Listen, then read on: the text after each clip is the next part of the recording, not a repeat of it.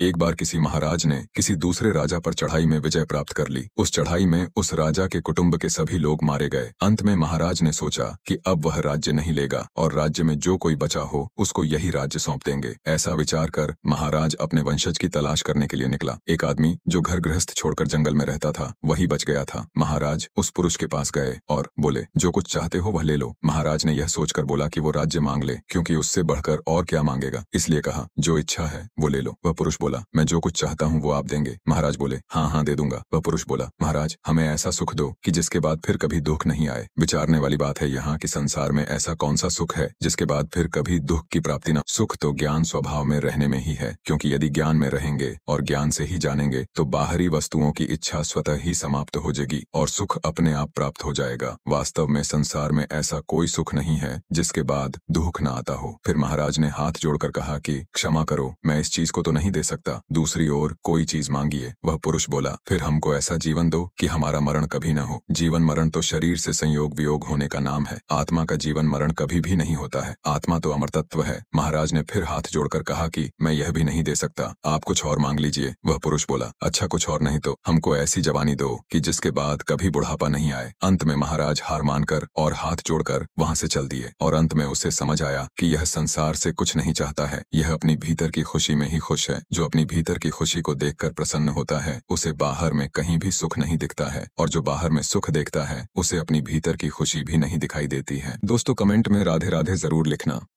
दोस्तों वीडियो अच्छी लगी तो लाइक और कमेंट करके चैनल को जरूर सब्सक्राइब कर देना। आपका बहुत बहुत धन्यवाद।